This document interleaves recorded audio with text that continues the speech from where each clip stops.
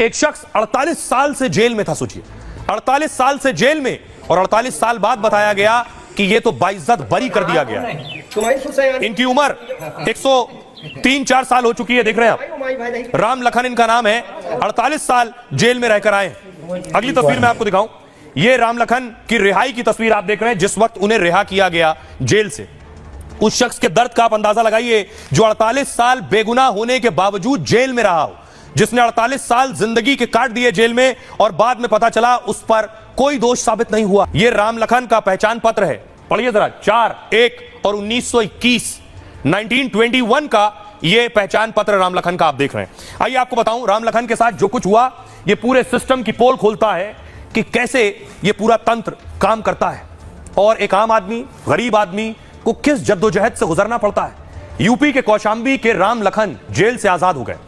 48 साल जेल में काटने के बाद उन्हें आजाद कर दिया गया। इलाहाबाद हाईकोर्ट ने राम लखन की रिहाई के आदेश दिए। राम लखन पासी एक हत्या के केस में जेल की सजा काट रहे थे।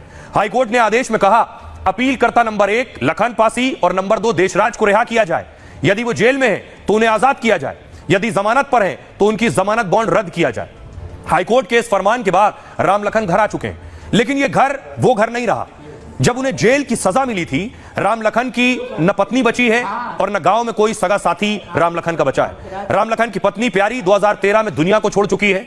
राम लखन की 3 बेटियों में से 2 इस दुनिया को अलविदा कह चुकी हैं। लखन की बेटी आशा कहती हैं, मेरी मां ने सब कुछ बेच दिया।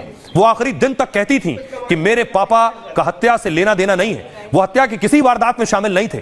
जहां घटना घटी थी वहां झगड़ा छुड़ाने गए थे वो, लेकिन पीड़ित पक्ष ने पापा का नाम डाल दिया, जिसके बाद पुलिस पापा को गिरफ्तार कर ले गई। दरअसल राम लखन की रिहाई बहुत कोशिशों के बाद हुई, जिसमें कौशांबी जिला विधिक सेवा प्राधिकरण की बड़ी भूमिका है, जिसने लखन के परिवार को मानवीय आधार पर रिहाई में मदद की, क्योंकि लखन की उम्र 100 साल से ज्यादा थी। सजा 48 साल हो गई थी। विधिक सेवा प्राधिकरण ने मामले की जानकारी मुख्यमंत्री योगी तक पहुंचाई।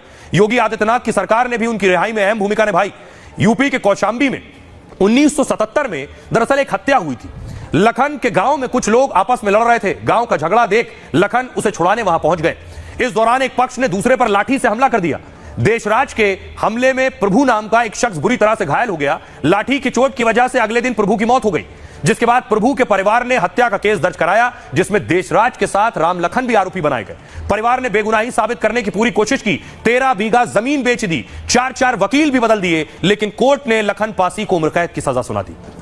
फिर आप जो है आप झगड़ा मचा दी करके ऐसे आई है, झगड़ा उगड़ा के ही रहे हैं। तो उधर से नहीं।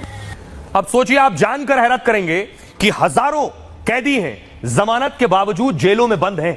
हजारों कैदी देश के अलग अलग